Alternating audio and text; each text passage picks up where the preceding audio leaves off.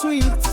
We dey move, we no fit retreat. Alhamdulillah, oh na na, eh na ya, ya that's me now, eh ya, no Allah, no fight, eh ya, holy bad, holy lads, eh ya, Alhamdulillah, more life, more grace, Alhamdulillah, we win every day, Alhamdulillah, no fear, no hate, oh yeah, Alhamdulillah, more life, more grace, oh yeah, Alhamdulillah, we am the day, oh yeah, no go lose, no go fall, Allah they lift me, count my blessings, one by one.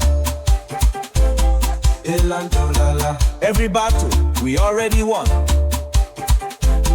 Alhamdulillah, money they come, the table full.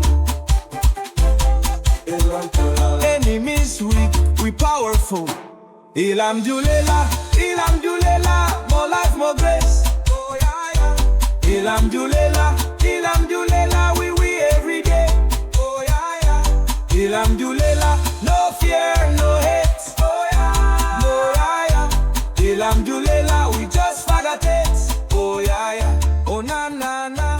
Oh yeah, yeah. Just me now. In the early 20th century, while many African Americans were turning to Christianity for hope in the face of oppression, another religious and political movement was quietly rising, one that would eventually reshape Black consciousness in America, the Nation of Islam.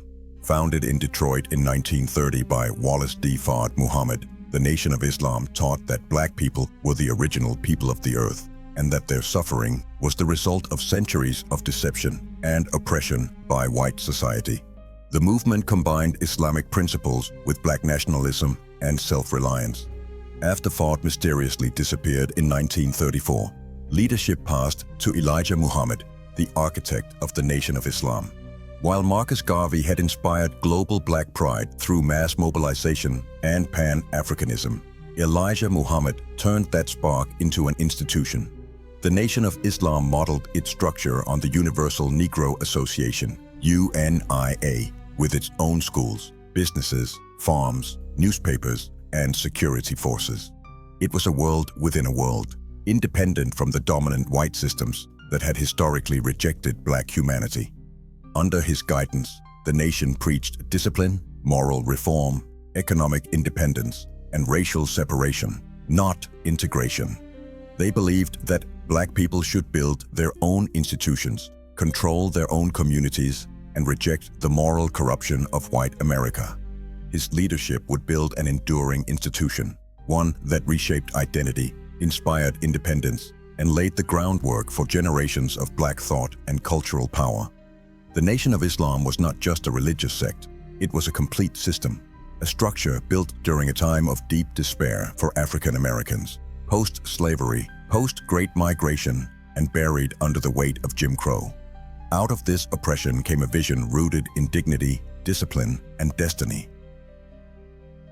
One of Elijah Muhammad's most powerful teachings was that in the final days, God's people would rise and cast off the names forced upon them by slavery. He proclaimed that the righteous would reclaim their divine identity by calling themselves by God's name, adopting one of the 99 names of Allah.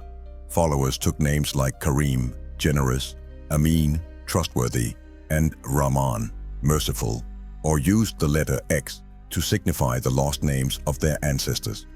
This was more than symbolism. It was prophecy, culture, and defiance all at once. A spiritual rejection of white supremacy and a public assertion of sacred Black identity. The message was clear: build for yourself. Don't beg for entry into someone else's house. Construct your own. Discipline, economic self-sufficiency, family order, moral conduct, and a distinct sense of purpose were all foundational. Members were taught to carry themselves with dignity, from the sharp suits of the Fruit of Islam to the modest dress of women in the Muslim girls' training and general civilization class. This movement restored a sense of worth. For Black men long criminalized and marginalized, the nation offered structure and power. For Black women, it provided both spiritual protection and community roles often denied in broader society. For children, it meant education rooted in Black history, faith, and self-respect. Despite all of these contributions, economic empowerment, community building, and cultural transformation, the Nation of Islam was heavily demonized by mainstream white society. Its most provocative language, particularly Elijah Muhammad's teaching that the white man was the devil, was used as a weapon to discredit the movement entirely. But this message was not meant to be taken literally. Elijah Muhammad taught that man can walk in the image of God, bringing justice, peace, and order to the earth, or in the image of the devil, bringing deceit, destruction, and oppression. He argued that white Western civilization had consistently acted as the devil across the globe through slavery, colonization, war, and systemic racism. This powerful metaphor was rooted in scripture, history, and lived experience. Yet, it was this rhetoric that white America seized upon to label the nation as a hate group, ignoring the broader mission of self-determination, morality, and self-love it instilled within the Black community. And for the most part, it worked. The nation's message was largely misunderstood, and its leaders vilified in the press. But those within the movement knew its real purpose: to build up the Black man, to raise the Black woman, and to resurrect the Black family. Never before had there been a religion in America that placed the needs and well-being of the Black man at its core, a faith that explicitly claimed God was on the side of the oppressed. Just as ancient peoples believed their gods fought for them in battle and delivered them from bondage, Elijah Muhammad taught that Allah was fighting for the Black man in America. This belief restored divine significance to a people long dehumanized. It was a radical shift. No longer were Black people begging for inclusion. They were walking with a God who had chosen them to raise the Black woman and to resurrect the Black family. The Honorable Elijah Muhammad proclaimed that God had chosen the Black man in America for redemption. In a world where Christianity was often used to justify slavery and Black inferiority, the Nation of Islam introduced a God that stood for justice, resistance, and restoration. This divine alignment brought purpose to a people long denied humanity and challenged every lie white society had told them. Yet, despite all of this, the Honorable Elijah Muhammad remains, for the most part, ignored in mainstream narratives, even though he was one of the greatest civil rights and cultural torchbearers in African American history. He was engaged in nothing short of nation building. Elijah Muhammad created an organized institution that had all the foundations necessary for the making of a great civilization, fused with faith, discipline, and a belief in God. His legacy laid the foundation for a new kind of Black identity, rooted not in protest alone, but in power, pride, and permanence. Elijah Muhammad himself had been imprisoned during World War II for refusing to register for the draft. This act of resistance wasn't rooted in cowardice. It was a religious stance, an act of spiritual defiance against a nation that denied Black people their full humanity.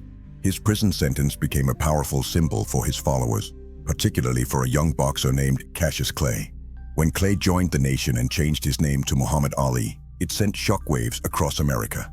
A world champion, unapologetically Black and Muslim, stood on principle, even refusing military service at the height of his career. He followed in Elijah Muhammad's footsteps, and his public defiance became a turning point in American consciousness. Ali's stature helped grow the movement exponentially, giving it a level of visibility never before achieved.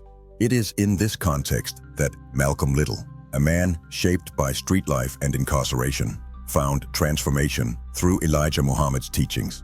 A man shaped by street life and incarceration found transformation through Elijah Muhammad's teachings. As Malcolm X, he became the nation's most electrifying speaker and a symbol of unapologetic Black truth-telling. His speeches were sharp, his wit unmatched, and his courage unshakable. He didn't ask for justice, he demanded it. Malcolm's rise coincided with the birth of a new era, the era of television. No longer was the Black struggle confined to the back pages of newspapers. Malcolm's voice, face, and fiery sermons reached millions through interviews, news clips, and documentaries. He was a master communicator, and in the age of mass media, that made him a powerful threat. The camera magnified his presence, and the world was watching. Malcolm X didn't just echo the teachings of Elijah Muhammad, he embodied them. After joining the nation while in prison, Malcolm emerged with a sharpened mind, intense discipline, and unshakable conviction. His fiery oratory captivated the masses. He could quote scripture and statistics in the same breath, dismantling the myths of white superiority with surgical precision. He became the public face of the Nation of Islam during the 1950s and early 60s, recruiting thousands and expanding the movement into major cities like New York, Los Angeles, and Chicago. His speeches exposed the hypocrisies of American democracy and made global connections between black oppression in the US and colonial domination abroad. He called out not only the government, but also black leaders who he believed were too willing to compromise. But as Malcolm's fame grew, so did tensions within the nation.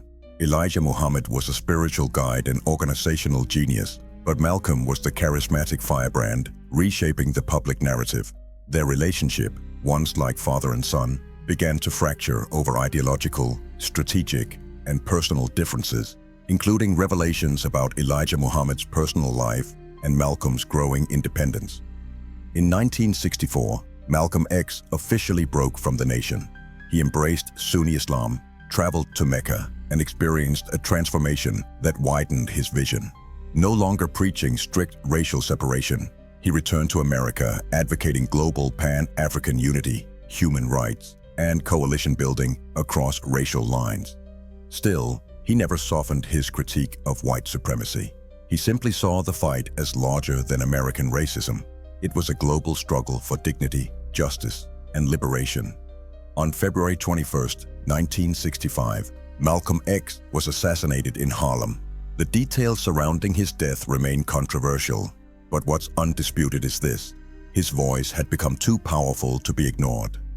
But Malcolm X was not the beginning of the movement. He was its amplification. Before his rise, the nation had already taken root in cities across America, attracting thousands with a message of self-reliance and divine justice. The nation's strength was not just its critique of white America, but its ability to offer a real alternative. While Dr. Martin Luther King Jr. preached integration and nonviolence, the Nation of Islam spoke of separation, discipline, and defense. Where the civil rights movement appealed to America's conscience, the nation prepared its followers for self-governance. This wasn't just ideology, it was culture. The nation gave rise to an aesthetic and mindset that still echoes today: clean-cut suits, dietary restrictions, black-owned businesses, the idea that black people were not inferior, but original, not victims, but heirs to divine greatness. The cultural impact of the nation was massive. It reshaped how black people viewed themselves and how the world viewed them. Its language, style, and spirit inspired hip-hop artists, athletes, and activists. The teachings on economic independence laid the foundation for modern black entrepreneurship. Its militant dignity fueled pride during a time when blackness was under daily attack. Elijah Muhammad wasn't without controversy. The nation had internal tensions, theological criticism, and political rivals, but he achieved what few had. He built something that lasted. Unlike Garvey's fleeting movement, Elijah left behind an institution that would shape American history through figures like Malcolm X, Muhammad Ali, Louis Farrakhan, and Warith Deen Muhammad. As the civil rights movement gained momentum, white America was forced to pick a side, and they chose the safer, more palatable message of Dr. King and integration. In doing so, they rejected the economic independence, cultural pride, and unapologetic truth-telling of the Nation of Islam. This decision had lasting consequences. Integration came at the cost of many black-owned businesses and institutions, and it weakened the push for self-determination. Meanwhile, the Nation of Islam was infiltrated by the FBI, demonized in the media, and painted as a threat. Yet its influence continued to ripple. It introduced Islam to America on a massive scale. Though distinct from Orthodox Islam, it opened the door. It inspired new movements, including the 5% Nation and countless leaders in the black consciousness community. The nation shaped the culture, the language, the identity of black America in ways that still echo today. In the grand arc of black resistance, the Nation of Islam wasn't a detour, it was a pillar. It didn't replace the civil rights movement. It ran beside it, sharpened it, challenged it. It wasn't just faith, it was a mirror. And in that mirror, millions of black Americans saw themselves. powerful, beautiful, and chosen. Thanks for watching. If you found this story insightful, don't forget to like, comment, and subscribe to the channel. Your support helps us continue uncovering the hidden truths of history. Let us know your thoughts in the comments, and we'll see you in the next video. But we take flight. Food on my table, life so sweet. We dey move, we no feel retreat. Alhamdulillah, oh na na, eh na ya, ya that's me now, eh ya, no Allah, no fight, eh ya, holy bat, holy lot, eh ya, Alhamdulillah, more life, more grace, Alhamdulillah, we win every day, Alhamdulillah, no fear, no hate, oh yeah, Alhamdulillah, more life, more grace, oh yeah, Alhamdulillah, we am the day, oh yeah, no go lose, no go fall, Allah they lift me, count my blessings, one by one. Alhamdulillah, every battle we already won. Alhamdulillah, money they come, the table full. Alhamdulillah, enemies weak, we powerful. Alhamdulillah, Alhamdulillah, more life, more grace. Oh yeah, yeah. Alhamdulillah, Alhamdulillah, we every day. Oh yeah, yeah. Alhamdulillah, no fear, no hate. Oh yeah, no yeah, yeah. Alhamdulillah.